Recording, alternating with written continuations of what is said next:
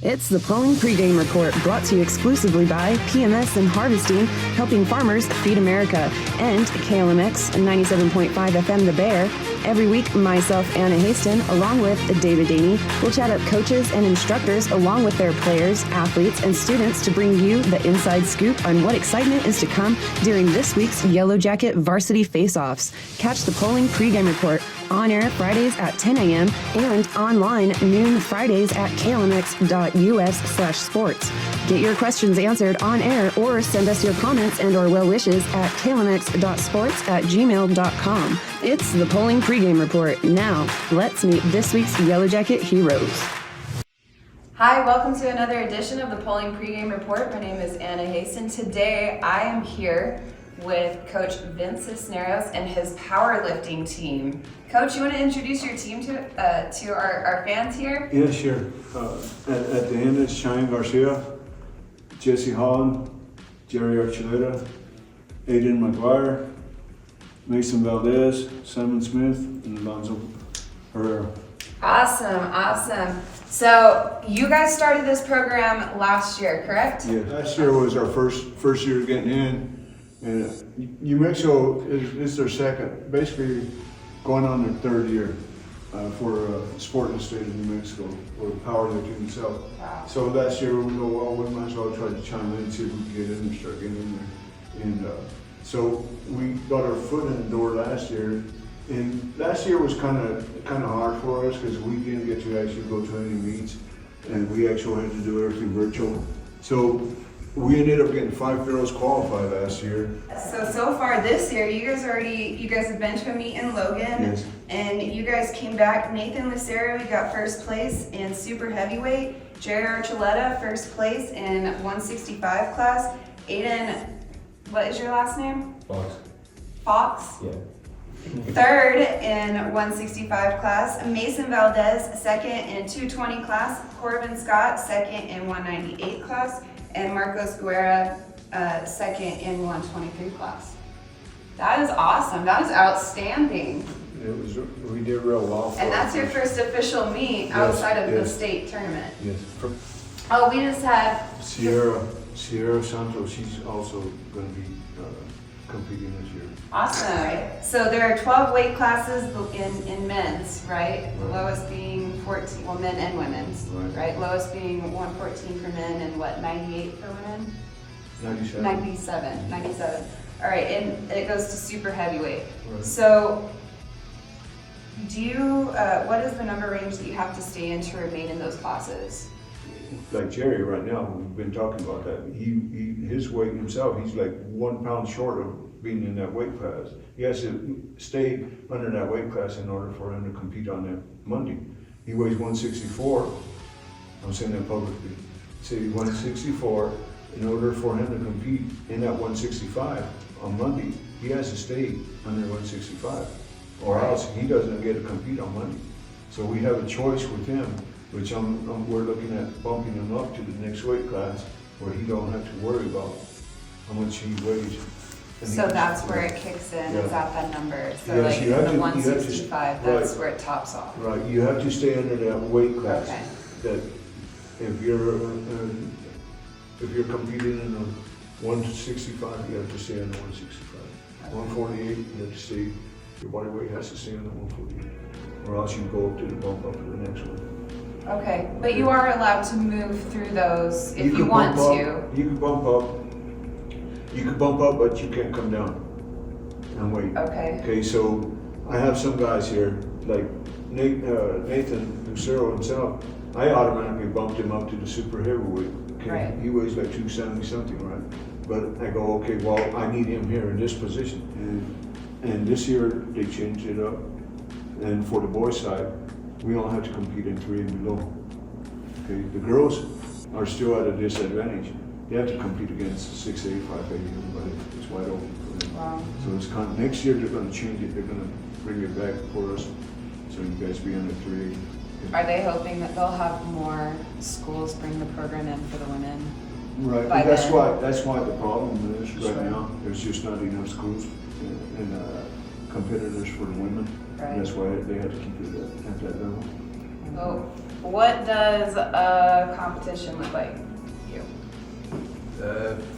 You first get there, and then you sit in your own section in the bleachers, and then each school goes and you go and weigh in, and then they'll put you in whatever weight class you weigh in for. Okay. And then you go to, because there's 3 benches, and that's what each weight class is. And then you go and you, like for squat, you have to get like the bar, so you gotta tell them which setting you went on, like 10, 9, whatever. Okay. And then all the coaches and refs have a meeting, and then at 10, we all go and start lifting. All right. So how many teams were at this Logan tournament? There's gonna be, okay, so it's Portales and Atlanta chimed in, they're coming in. Wow. So it was San Home, Logan, Grady, Santa Rosa, us, so now it's gonna be Portales and Atlanta. Nice. Yeah, so far, so it's pretty good. It's big. I mean, you know, it's an all-day event. It's where's these guys? They got to lift. Where's me now walking around trying to coach it? But that's why I was wondering what, like you asked them the questions about the atmosphere, how they felt. You know. Yeah. You know. No, I mean, I'd just be curious, like, are they just, I mean, because I kind of picture it like a track meet almost, except everybody, you know, gets But- weighed first and then Pretty much. kind of goes to Yeah. their stations. And so it's not, you guys each do your own thing, right? Like are you doing curls? Are you doing, I don't know. I don't know the terminology. Help me out. Yeah, they basically Bench it's set up in presses. 3 different stations. Okay. And they have like 3 racks like we have here. These will be our competition racks. We do have one. And they have 3 different stations going at one time. And each station will have weight classes, Okay. and boys and girls. And there's where these guys know how to line up. Yeah. And their own. And for the whole duration of the meet, they'll be at that station itself. The first exercise that everybody will do is squats. Next one will be bench press. Okay. And the last one will be deadlift. Okay. Until everybody's done. That's Wow. what sit up. Oh, yeah, because they have a screen like right next to each bench, and then they'll have their name, and they'll say like who goes first in each class, and you just go down the list. You have to go 3 times. All right. Everybody, when you go to competition, all of Logan, all their 7th hour is lifting in the competition. Yeah. All their athletic team, okay, boys and girls. Grady was the same, San Home was the same, right? So, you know, we would like that to happen, but we're not going to put pressure on them because it's something that you want to do. But everybody, that's what makes that tournament bigger, is because everybody has so many kids. Yeah. But they're kind of like telling their kids, you're going to do this. Right. You know, so, That's really cool. yeah, it's pretty neat. All right, so we talked about the upcoming competitions. You have one on Monday and then another one on March 13th. March 13th. And then you have state coming on the 31st, Right. of March after that. So how can we follow and support your journey as fans? Support us. Come on, Jerry, you're an old pro at this. Come watch us lift on Monday. That's it. Just come support. So I know that the school like streams like competitions and stuff. Will they be streaming your? I hope maybe for state they would be able to do something like Okay. that, you know, maybe they could do it. And I think, I know at state they didn't do it last year, but now that they have NFHS and all that stuff, maybe they'll be able to do it this year. So that'd be pretty nice. All right, well, I'm gonna send it over to David. He's up to some shenanigans over at Yellow Jacket Gym. This has been the Poling Pregame Report. You're listening, you're not listening to anything. Oh, dang it. Start again. I was being DJ for a second. Okay. This has been the Poling Pregame Report, and we'll see you next time. All right, welcome to another episode of the Poling Pregame Report. I'm here with Coach Sanchez, and we're going to talk to him today about stuff to do with the games, but also we had the girls in the shop last week, Okay. and we asked them some questions. And so we have to ask you the questions to get the right answer to see which girl got the most points. Okay. So we'll see what that is, but we'll do that at the end. But first, some of the questions that we have going into the game against Pecos on Thursday. Well, what should we be looking for? We of course beat we beat them on our turf, 55 Yes. to 40. But are there any new concerns? Well, the thing is that you always got to be concerned because they're at their place. It's a long trip, so we're kind of hoping that our legs will be good because of that long bus trip. It takes a little toll. Yeah. And that actually happened when we went to Texaco. It does affect you. So I think just a couple of things, I think that they'll change a couple of things on us. So we'll be ready But you guys are ready for them? for press, different type of press or play a little bit more man or whatever. So we practice that kind of stuff anyway. Awesome. You mentioned Texaco. Yes, That's sir. cool because that's my next question. So when we played Texaco in Texaco, the crowd was way more aggressive than what we actually were used to seeing. Yes. Do you think that had an effect on the girls and the overall outcome of the game? Do you think that had some play into how that game happened? Actually, I don't think so. I think what happened, we got in foul trouble. You were there that first quarter. When you get 3 girls in the starting lineup in foul trouble, it's hard to get going. And then, of course, we had the halftime lead. And we just didn't score in the third quarter at all. Yeah. And then, but the crowd always makes a little difference because it motivated them. Because remember, we beat them twice last year. Yeah, exactly. Yeah, last year They wanted to get even. Don't we all? Yeah, Right. yeah, yes. So how does that affect you as a coach though? When you have 3 of your starters in fault trouble, like how does that affect you as far as managing their time and who's going to play and when they're going to play? Because you got to go deep in the bench, and you don't want to go that early. So you got to kind of look at the pieces which is going to work better. Changes the game plan a little bit. And it kind of did work for a little bit, but I think we got hesitated the second half with the girls with the fall trouble. They were afraid to play more aggressive than they needed So to play. that's the feeling that I got because I Yes. feel like I'm not a ref, Yes. but I do video and I see what's going on out there. I definitely was not in agreement with a lot of what was going on out there. Well, of course. I'm not sure what was happening, but I thought the same thing. I thought, okay, this is now going to affect their confidence because now Yes. for every little thing, the refs are like, Yeah, you're tight. it's almost like they were the Hawkeye in them or something. It was weird. I was like, oh, Yes. so hopefully we don't have another scenario like that. And you've seen our games a lot. We really don't fall very much. No. We never fall. And that's why we were surprised. I was like, wow, what is the year before it happened the same thing. Yeah. But we have a bigger bench then. So we prevailed on that one. So are we ready to deal with that aspect of it? Definitely. In case We've been working some of those younger girls in there, get us a practice time, All right. We talked to them yesterday about, we have to step up when it's time to step up. If it's a minute, 2 minutes, whatever it is. Okay. Now we know the girls are excited for a rematch. What about you? Are you looking forward to the yes. upcoming games? I Or don't like to lose. yeah, of course, right? Who likes to lose, right? And we'll do some different things too. Okay. Because that's, they beat you the first time, so you gotta look for other things to throw them off.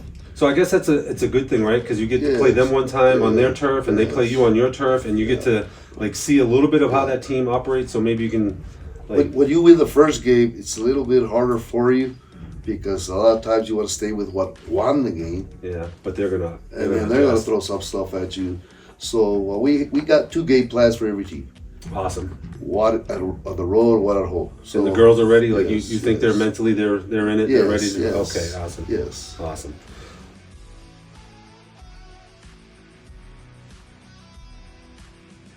It's halftime and the game isn't going good. What do you say to the team? We always talk positive. We tell them motivative. We tell them what we've been, what we're about, and we always let them know we've been in this kind of situations. Let's not go down. Okay. I think he'll say something like, I know how you play, you know how you play, so get out there and play how you know how to play. So they told us that your favorite team is NBA team. Celtics. Everyone knows So that. everybody, NFL, so he knows Raiders. that. All right. So there's not going to be any. So everybody's going to get the right answer on that one. Yeah, NFL is the Okay. Raiders. That's the Celtics. The Boston Celtics. So of course, me being a New England person, I gotta know, how did you become a Boston Celtics fan, being from New Mexico? Years back when I was young, they would always show the Lakers, the Celtics, Chicago Bulls, Okay. a few of those teams in Because back then they were the hot teams. Right? Celtics was a very hot They team. really didn't have too many choices. You didn't see different teams like Indiana, those Back in the day of Larry Yes. Bird. And, And so I got to like, and then they were green because, like I said, I'm a Panther guy. It's Got green it. ball. So I went with the green, and then Okay. of course the Lakers are yellow or gold, and I used to like Jerry West. But Okay. the Celtics were always my. so Celtics, and all 3 girls got that right. They were all like, "He's a Celtic." So I'm guessing you talk about them during your practice. a They lot. see me. Okay. But there was a bonus question to that, and it was, "What is your favorite drink?" Mine, Yeah. they got it all right. Dr. Pepper. Okay. Yep. Which one of your girls would you say during the regular season was the Today. most improved? Yeah. Today, Yeah. I would probably go. I think he'd probably say Noodle. Aisha. Maybe Aloria. She's gotten some things down. I feel like it would be Victoria. Her defense and her shooting. Okay. Oh, Presley. Presley? Presley Poling. Presley Poling. Okay. We got Victoria, Aisha, or Aloria. right? Those are one of the three that you guys say. Watch him pick someone totally off the wall. He could. Oh, Presley. Presley? Presley Poling. Presley Poling. Okay. Just You're gonna be like, He's like Lauren Montoya. Oh, Presley. Presley? Presley Poling. Presley Poling. Okay. Yes. Okay. Because Any from background on that? From last year to this year, she's really advanced running the point for me. Okay. Her turnovers have declined. Let's say last year she was making 6 or 7. Now she's down to about 2 or 3. Okay. I don't remember what the girl said, but I can tell you none of them said her, and I called it. They all said someone different, and I was like, you watch, a coach is going to have someone different than what you three said. And I was right. So Presley Poling. All right. That's We've been told that you're like a super coach by the girls. Like you're the best of the best. So how about you teach me? So I don't play basketball, never played basketball. You can ask my cameraman over here, like he'll tell you I'm not good at it, at all. Give me some pointers out there on the court, throw some free throw shots real quick, get some video. yes. Just to show the folks like what kind of guidance you would give me on getting my free throw shots accurate. Yeah, we'll work with your free throws. All right, let's do it. Let's do it. Okay, first of all, every court has a center. All right. So we teach them there's a nail right here. That's your center right there. Oh, Every okay. court has one. Okay. So we try to put your whatever your right-handed, left-handed, or left-handed. I was wondering what you guys were looking at on the floor down here.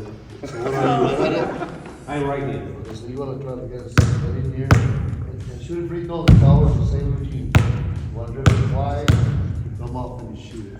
Okay. Or some people like throw it, touch it, whatever. Except for Michelle. So we'll let you shoot the first shot. Who's Michelle? And then we'll go from there. And then we'll go from there. That's your set right there. Oh! Put a little arc. A little bit more high. And the same thing and just bounce. What happened? That was worse than the first one, right? That happens because now you take your shot. You're not used to it. Well, now you got to put a little more strength in it. The rotation was good. The height was good, except it didn't reach. There it is.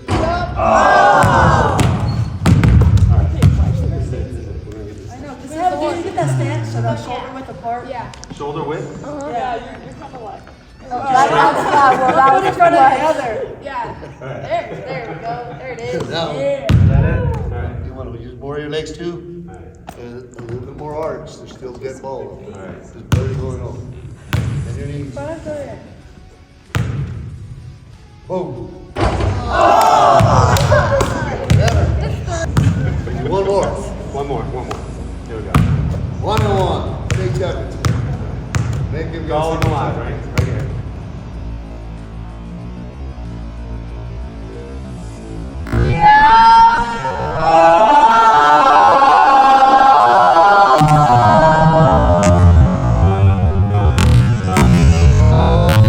I thought it was there. I thought it was there. I don't think I got it. We tried.